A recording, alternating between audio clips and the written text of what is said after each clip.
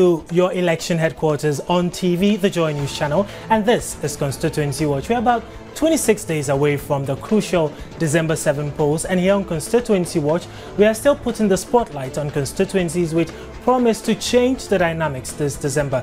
Tonight, we return to the central region, to the home of the Kakum National Park, Himan Lower Denchira constituency.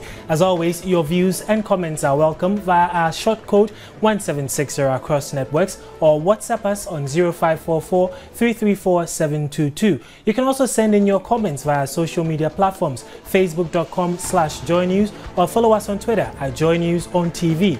My name is Ni Akrofi Smartabe. Constituency Watch and your election headquarters are brought to you by the kind sponsorship of Star Ghana. We'll be back.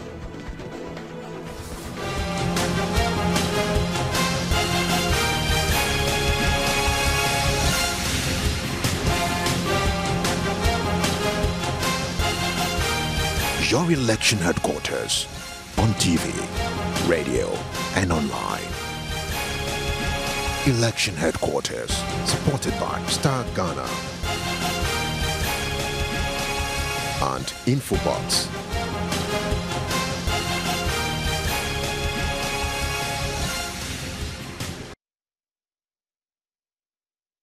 The election promises, the will and wherewithal to execute. Voters take. We bring it all to you on Manifesto Digest. Here we gauge the wish list versus the reality. How do the promises measure against the records and performance indicators? Manifesto Digest, an election headquarters program. On Joy News, only on multi-TV. Also on radio and online. And support.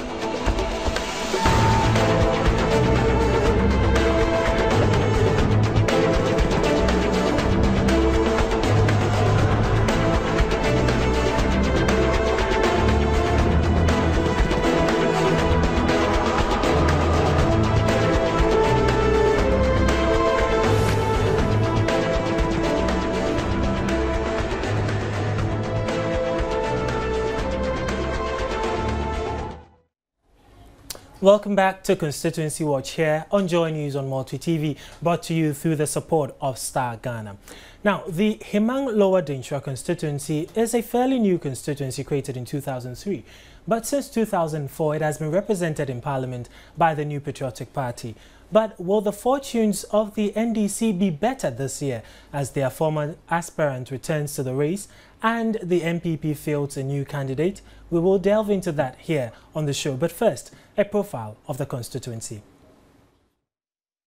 The Himan Lower Denchira constituency was carved out of the Chifo Himan Lower Denchira district. It is a predominantly farming community with the farmers living in the hinterland. It shares boundaries with the Chifo Atimokwa, Cape Coast, Commander Edinagwa Foibrim, Abrase Bukwamankese, and the Sen South constituencies all in the central region, and the Mpahawasa East constituency in the western region. The constituency has since its creation in 2004 been represented in Parliament by the New Patriotic Party. In 2004, the parliamentary race was between the NPP and the NDC. But the NPP's Benjamin Bimpon Donko emerged victorious with 12,410 votes, representing 61.9%, whilst the NDC's Peter Bright Amankara managed 7,647 votes, or 38.1%, in that poll. In 2008, Benjamin Bimpon Donko again won the seat, but this time with a reduced margin of 7,067, or 35.3%. Following close on his heels surprisingly was an independent candidate, Bright Rekumbrobe, who polled 6,591 or 32.9%. The NDC's Foster Joseph Ando, however, managed to poll 5,699 votes or 28.5%. In the presidential race in that constituency, then President John Kufuor of the NPP polled 12,606 votes, representing 64.05% of votes cast in the 2004 polls, whilst the NDC's John Mills managed 6,740 votes, representing 34.25%. The story was no different in 2008, as the NPP's candidate Nana Akufo-Addo polled 9,895 votes, or 52.15%, as against the NDC's John Mills, who managed 8,120 or 42.80% during the first round of voting. In the round of polls, Nanado again beats the NDC's candidate by securing 10,177 votes or 53.30%, whilst John Mills managed 8,917 votes or 46.70%. Although being home to one of Ghana's famous tourist attractions, the Kakum National Park, the constituency is considered one of the poorest in the central region. That aside, constituents, particularly drivers, are unhappy about the deplorable state of road network in the constituency. Problem I face in no mono, really tourists no one, so quano and your big dignities na Fakano so a corner so quantity fast and a Kakum National Park. Was some American and I was in Jamaica and taxi drivers no one affected human because Oka, a Jamaica bay and I did change. I never saw some Kano shop. I see being support to be a boy or Hanusia. They're also worried about the high unemployment rate in that constituency. The NPP's parliamentary candidate, Lawrence Ajinsem, speaks about some of the concerns raised by the residents. There is very serious unemployment in the whole constituency. I would say we don't have figures, but it is very disturbing, especially because this constituency happens to be one of the deprived areas in the whole of Central region and, for that matter, the whole of Ghana. In terms of roads, for 4 years we've not seen any tarred roads, so it's also a true reflection of what has happened on the ground. I've only seen one area that is being constructed out of the 56 polling station, and looking at the situation where this is primarily an agriculture area, it makes it difficult for our farmers, our market women to be able to cut their goods to the market areas, and it also increases the cost of transportation to market areas. So, will the Himan Lower Dintra seat fall once again to the NPP, or will they go for the incumbent DCE Foster Ando, who has been in the thick of things before? The verdict will be known by December 7.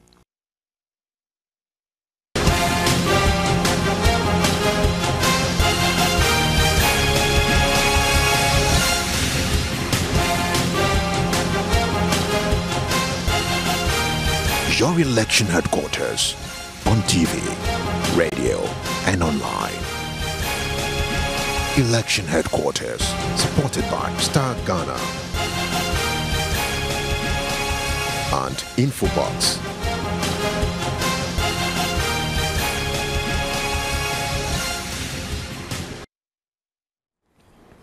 Welcome back. So that was the profile of the Himan Lower Dintra constituency. Now joining me in the studio is the NPP's parliamentary aspirant for that constituency. His name is Lawrence Ajinsem. Good evening, sir, and thank you for joining me. Good evening to viewers and good evening to you. Okay, and then also we will cross over to the constituency and speak to the NDC's candidate, who is the DCE, Foster Joseph Ando, who I believe is already on the line with us. Good evening to you, Mr. Ando. Good evening, my brother. Okay, Mr. Ando, could you please do us a favor? Just turn down the volume on your TV set. I'm sure you can hear us through the receiver. We're having some feedback, so. Thank you very much. I'll do that. Okay. All right, so let me start with you, since you're on the other side of the program. First of all, you contested the 2008 parliamentary elections in that same constituency, and you are back again in 2012. I want to find out from you what has changed for you between 2008 and 2012. Thank you very much.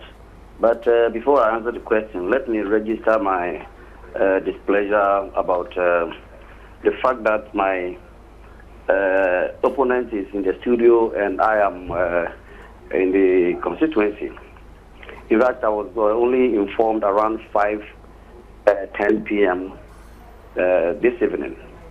Okay. Which is obviously a case that I cannot make it to the studio by the time I was informed. Okay, we do apologize for that.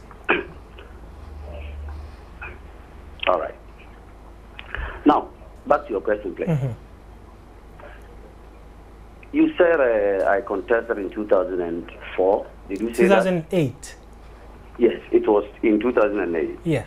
I contested in 2008 and lost to the incumbent Benjamin Bimpon Donko. Yes.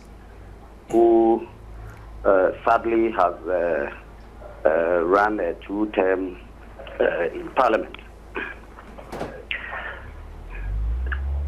In 2008, when I contested, I must say that the entire electorate of the constituency were very disappointed about the performance of the MP, Honorable Benjamin Bimpon Donko.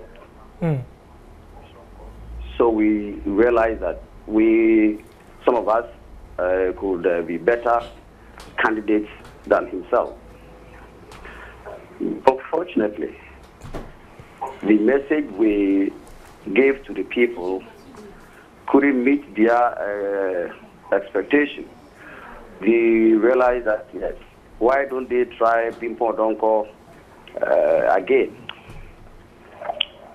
And as I talk to you, Bimpon Donko has woefully failed the constituency. I have been able to bring hope to the people of my assumption in office as the district chief executive. Okay. And the people themselves are clamoring for me to move to Parliament. But sorry to cut you here, Mr. Andor. You said in 2008 when you were contesting, the people were not particularly happy with Mr. Bimpon. Is that correct? Exactly. But the results probably shows us something different, because you came in actually third in that particular race. There was an independent candidate who was closest. He had 6,591 votes, whilst you had 5,699, and Mr. Bimpon Donko had 7,067 votes. Well, so many reasons account for that result. I must say that the electorate in the constituency disapproved of Ben Donko. What we realized later on, after the harm had been done, was that a lot of votes were transferred from other constituencies to the Himalaya Dencha constituency. From which constituencies were these votes transferred? We got to know, that students were barred from universities. Some came all the way from Ashaman and other places. And by then, it was the MPP that was in power. You got to know, but were you able to independently verify that these claims were actually true? Yes. We got to know on the voting day. And did you flag the issue with the Electoral Commission? Several buses were brought from other regions to the MP's hometown in Fum. And did you raise these issues with the Electoral Commission officers who were on the ground that day? We did, but you know the behavior of the MPP in office by then. I mean, you raise it and nothing happens. So I'm telling you that a whole NDC supporter was stabbed to death. Okay, so stabbed to death in the hometown of the incumbent MP. Okay, so then back to the substantive question I asked, that what has really changed between 2008 and you're coming back in 2012 to contest the same seat? Of course, apart from the fact that it's no longer Bimpon Donko who is contesting, you're now going against Lawrence Ajinsem. Apart from that, what else has changed for you? The changing factor is for Sir Andor as a DC. Okay.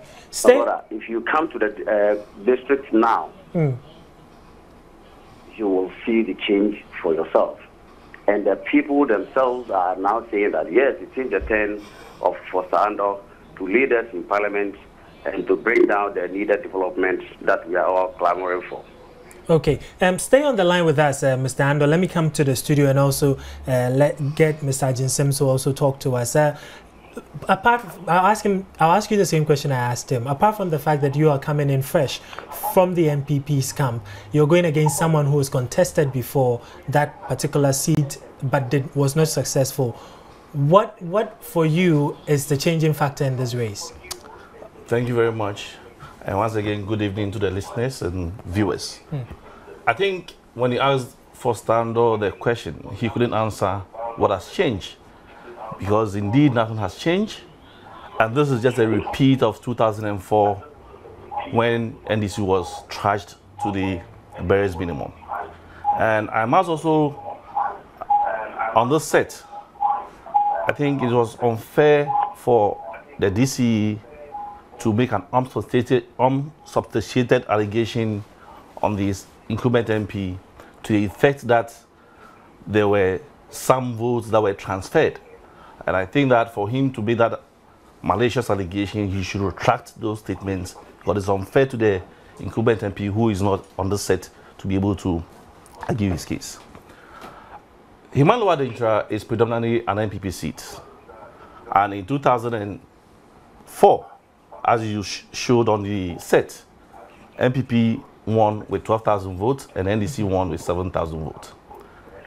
In 2008, even at the point where we had a split in terms of the sitting MP and one of our guys going on independent by Treknubrobe, Foster Andor still had a third with a performance of a drop of 2,000 from what NDC achieved in 2004, from 7,000 to 5,000.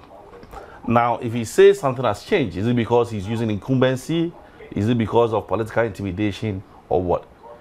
Here is a case that this constituency, I'm giving you 4 parameters. In terms of infrastructure, road, there is nothing, as was shown on your set, that the guy who was complaining about road, to the effect that this is the major road to Kakom, from Cape Coast to Inform or even to Himai, there has been no repairs. In the MPP era, every 6 months you see maintenance going on. And with all the traffic that comes there, there has not been any road construction, except for one at Krobo. You have the road from Himai to Dambechre, totally bad. The road from Himai to Abakankwanta, very appalling. The road from Bakundidi, though was started by MPP, is also going bad. The road to Shed. When it comes to agriculture, hey, we all know mass spraying is dead. And this is a farming community. So if for him to come in and allude to the fact that something has changed and everybody is clamoring for him, I laugh. Okay, let me pause you right there. Mr. Andor, he talks about road, for instance, road infrastructure, not having seen any improvement. And you are the DCE for the area, but you tell us that you really have done a lot for the area. So how do we contrast, how do we compare and contrast these two? Thank you very much, my brother. I'm really surprised that the MPP candidates sitting at the studio and talking of bad roads. Now, in 2000, when NDC was leaving office, we had managed to tar the main road from Cape Coast to Tufupraso, the district capital. We had been able to line up what we call electricity from Cape Coast to every part of the main road leading to Tufupraso. We had done a lot of feeder roads in the constituency, or for that matter, the district. Now, ask him. We had even given on contract the road leading from Tufupraso to Nkonofin. We had given the road leading from Tufupraso to Asinfusu, all to be tarred. Now, upon assumption of MPP, they said that the contract from Praso to Cape Coast, from Praso to Dunkwao, was rather very expensive. And for that matter, the contractor who is, according to them, an NDC contractor, should leave the job. The job was taken away from him, thinking that it would be re-awarded, and nothing. As I talk to you now, nothing. Not even 1 meter of the stretch from Tufopraso to Dunkwa was started. Okay, but Mr. Ando, I just want... A minute, please. Okay. Same applies to the road from Tufopraso to Afinfosu. Now, coming back to the constituency where both of us are contesting, the road from Cape Coast to Fuheman, in the 8 years of MPP, not even a single day did they attempt to patch up the potholes on the road in the district.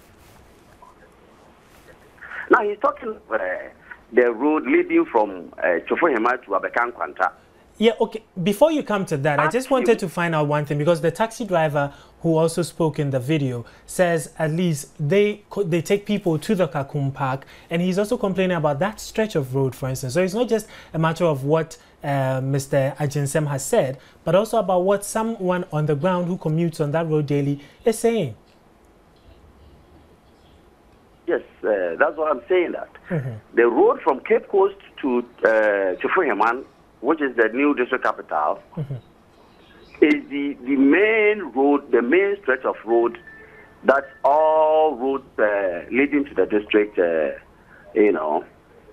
pass. And that is where the Kakum National Park is also situated. So all the visitors and the tourists that visit the park daily use that stretch of road. Okay. It is a very busy road used by these miners going to Achampim, used by the Chufu oil palm plantation vehicles, and all other timber merchants. So you can just imagine the kind of pressure that is put on this road. Yes, I must say that the road has not been in the best of shapes. But the sad story is that in the 8 years of NPP, nothing, absolutely nothing was done to the road. Nothing at all. Okay. So let me ask Mr. Ajinsem, who is with me here in the studio. He says absolutely nothing has been done as far as road infrastructure is concerned by the NPP. Evans, is it not shameful that for 5-10 minutes the DCE was just whining and going around circles without being able to tell us between 2008 and now, and he was dwelling on 2000. When he asked him what has changed, he couldn't just even give one example of what he has done in 4 years. It is very appalling, and that's why he's going to lose this election, and he's going to lose woefully.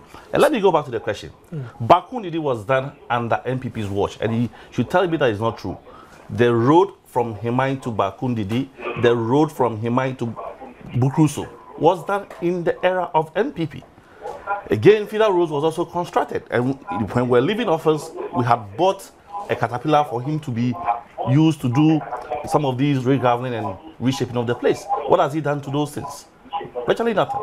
So if he's saying that nothing was done in NPP's era, then he should come back and tell me whether Bakundidi was not done under NPP's era or Bukruso was not done under NPP's era. Even all those areas are NDC strongholds. But are you going into this race with a confidence or with hindsight, knowing that the NPP has always dominated in this constituency? Is that what is giving you the edge as you're going in this race? Because Mr. Ando seriously is bent, and he says, as you rightly said, that he says the people are clamoring for him to come back, to come to power as the MP. Smart, thank you very much. He knows very well that he's going to lose this election, on the simple fact that personally, I have put up a 17 bedroom lodge in the constituency, providing employment for 30 people. I pay salaries of 5,000 or more. I pay electricity, and he is aware, of almost 4,000 every month. That is giving employment to the local people. I didn't bring the people from Accra.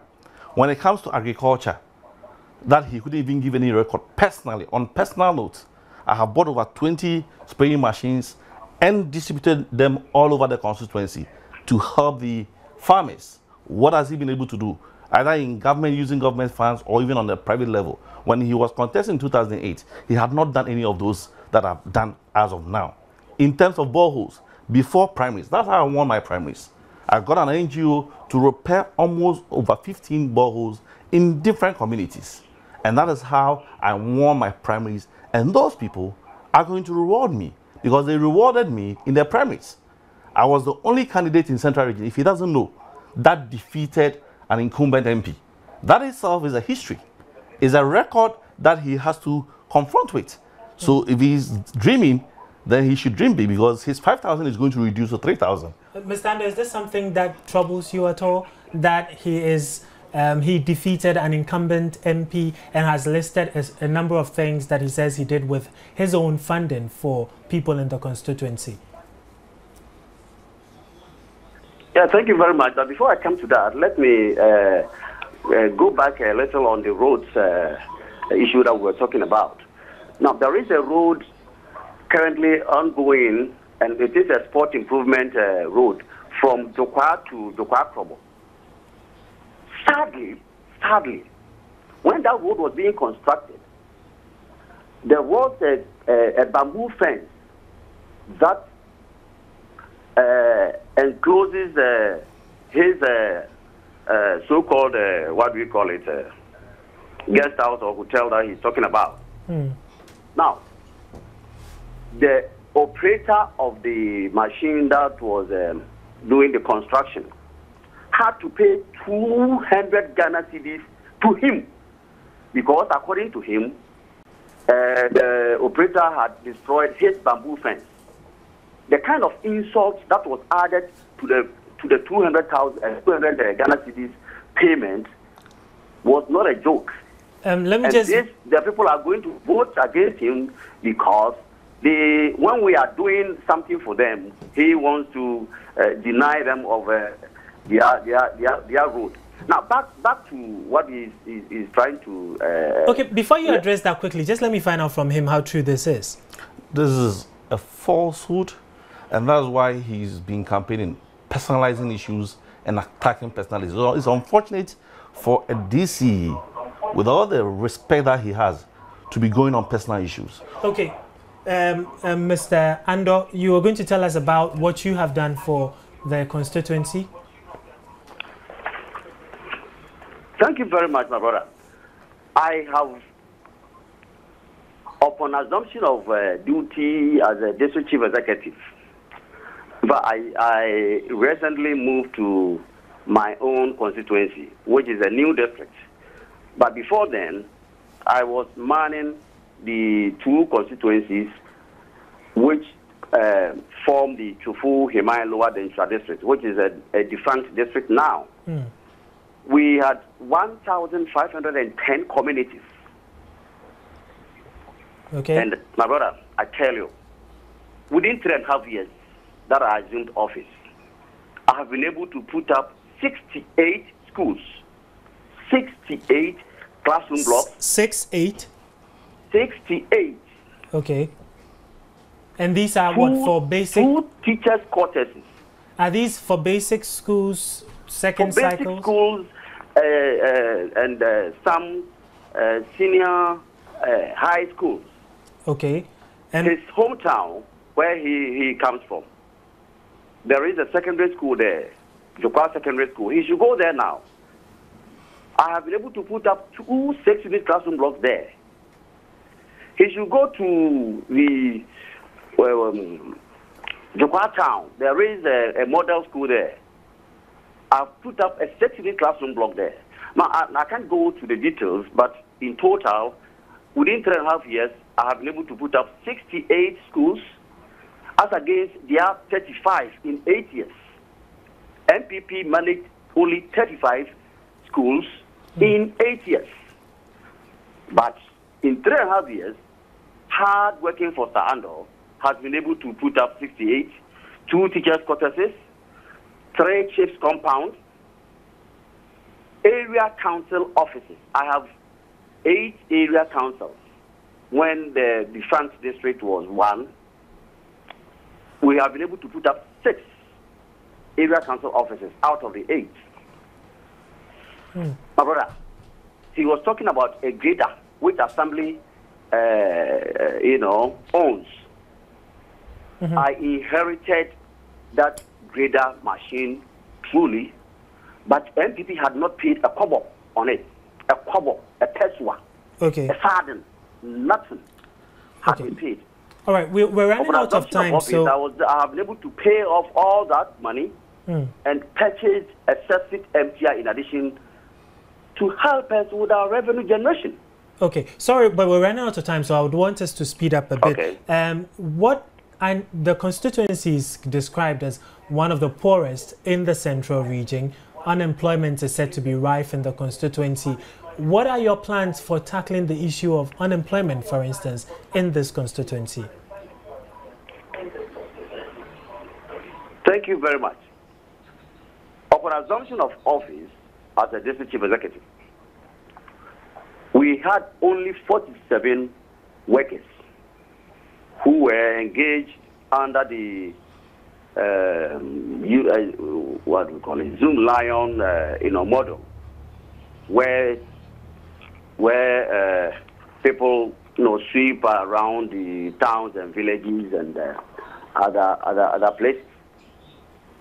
As I talk to you, I have 387. And Assembly continues to pay the same amount of money that we were paying for the 47 in their time. So if you subtract 47 out of 387, the difference is very clear. Personally, I have enrolled so many young ones into apprenticeship training. Some are into hairdressing, some are into dressmaking, some are into baking, and some are into radio mechanics and the rest. Okay. Yes, if we are talking of unemployment, is not peculiar to Himalaya Dental District. It is more or less a national canker, and even internationally, we have this kind of unemployment situation prevailing. Okay, but finally, though, also, how about the poverty which has engulfed the constituency? How do you intend to ease the poverty burden, if I can put it that way? Thank you very much. That is where, when Foster Arno assumes the mantle of leadership in Parliament, in the constituency, come December 7th, as a member of Parliament. He will be the member of Parliament for a very long time. Really? Because in the first 4 years that Foster Arno will be in Parliament, many youth are going to get something to do with their hands. Or those who are interested in going through school will go. Those who want to engage in farming will be assisted, and we will ensure that any able-bodied person who wants to find something to do with his hand will get something to do. Okay, but on the lighter side, though, if you're going to be MP for a very long time, then we're looking at what? Is it 20 plus years or how many years? I have already sent a message to my brother who is with you at the studio that he shouldn't worry himself so much spending money on this campaign. He should reorganize and come back in 2020 thereabout, when I will consider retiring. By which time he will be a better politician. But for now, he should forget about the seat. All right. The seat is not his. The people have rejected him, and I don't know what else he wants to hear before he throws in the towel. Okay, well, Foster Joseph Ando, will have to thank you very much. But of course, let me also just add that both of you were given the call almost around the same time. It's unfortunate though, but it just so happened that Mr. Ajinsem was in Accra, so he agreed to be in the studio. So, but we do apologize for the late call that we gave both of you. But thank you so much for speaking to us here on Constituency Watch. So that was the NDC's parliamentary aspirant for the Himan Lower Denchira constituency. But I'll ask you the same questions I asked him before I allowed him to go. How do you intend to tackle the unemployment situation vis-a-vis the poverty situation in the constituency? Thank you very much. I think when you asked him of his record, he could not provide any. In terms of road, he did provide in terms of road, he just mentioned one, as I mentioned earlier on. Because he said he didn't want to go into too much detail. He could not refute the statement I made about Bakundidi and Bukruso, the road that we constructed. He could not also refute the statement I made about my personal investment in the constituency of putting up a guest house and employing people. And that alone answers your question about employment. I'm a former banker, an executive head of Commercial Bank of Africa, and I have nurtured a lot of companies. This is a constituency that harbors the Kakum forest. What has been the benefit of Kakum in the constituency? Non-existence. It is my priority that when I become the MP of the area, I will engage the Ghana Heritage Trust. In fact, you just answered the question I was going to ask next. Make sure that there is a quota for the local involvement. There are other ancillary things that needed to be done by the local people. Setting up scholarship fund for the people in the area to make sure they go to school. This is the area that also receive a lot of visitors. My guest house is the nearest to Kakum. It is my prayer that I will also attract a lot of investors to come and put guest houses apart from Hans Cottage and Rainforest Lodge. You don't have any of those investment in the area. Yes. So I'll use my contacts as a banker to attract some of these investments to provide employment to the people. Microfinance is now one thing that is also helping. The farmers do not have access to credit in terms of fertilizer, in terms of all the inputs that they buy. And microfinance has started coming up. It is my duty as an MP also to engage with the business community how to expand the horizon in the commercial sector.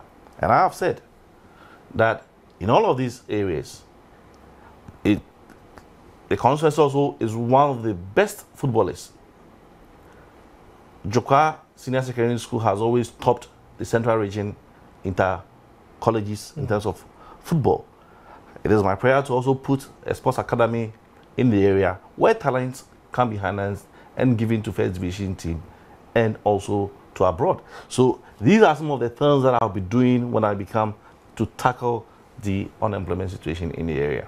But it is one thing, of course, since we started this program, one recurring chorus we hear around the country is that the aspirants promise us everything. They promise us so much. And when they come to power, we really don't see anything.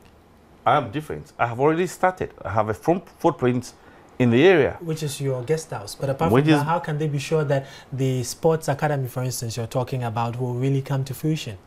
I do have a second division team, Crossroad United. So certain plans has been done already.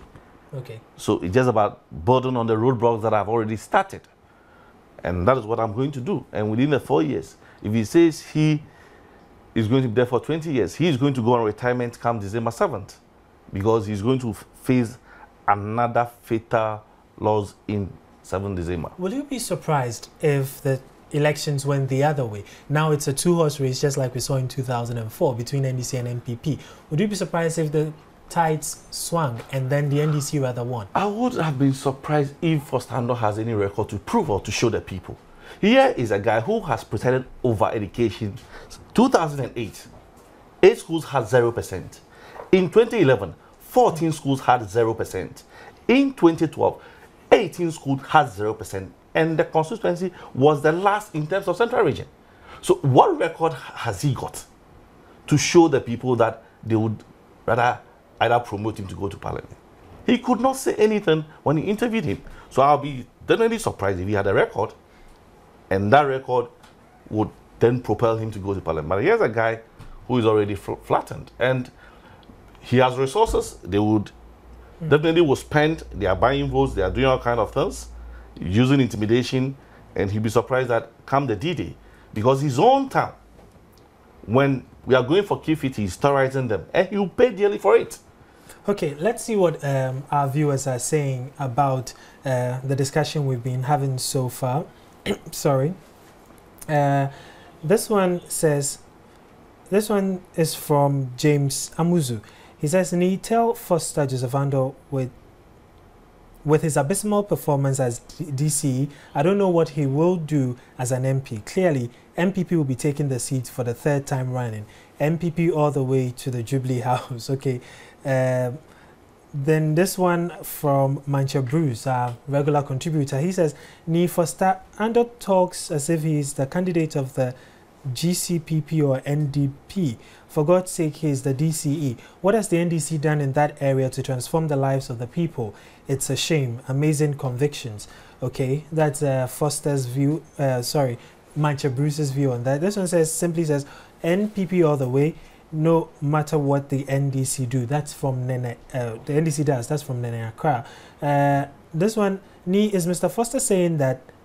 Is Mr. Foster saying there are 103 school blocks, 35 for MPP plus 68 for NDC in 4 years in the constituency? Is this real? Well, I think he's saying that the MPP managed to put up 35, but since he came as DC, he's been able to put up 68 more structures for education. So, well, yes, that's exactly what the picture appears to be on the ground. This final one says, "I visited some villages today on official duty and realized that the major challenges that rural folks face is their road. I wonder why politicians don't commit themselves to solving this." Listening to the MPP MP, he acknowledged that one of the roads is currently under construction. What did his government do when his party was in power during their tenure? If the people of Mpoho want development, then they should vote NDC because the solution to their challenges is currently being addressed. That's from Richard Kwashi. He sent that in from Offenso. Well, we'll have to say a big thank you to those of you who have been able to send in your messages so far, and we just have to say a big thank you also to my guest in the studio, Lawrence Ajinsem of the NPP. He is the MPP's parliamentary candidate for the Himan Lower Denkyira constituency. Thank you very much for joining us, Lawrence. And then also we were joined on the phone by Foster Joseph Ando. He is the NDC's candidate for that same constituency. He also doubles as the district chief executive. And as the results were in 2004, it was a 2-horse race between MPP and NDC. This year also, it is a 2-horse race between Lawrence here in the studio and Foster Joseph Ando, who we spoke to on the phone. December 7 is barely 26 days away. We'll get to see how the results look like in the Himan Lower Denkyira constituency. Many thanks for joining us for Constituency Watch tonight. My name is Nia Krofi Smartabe. Nightly news comes up shortly. Good evening.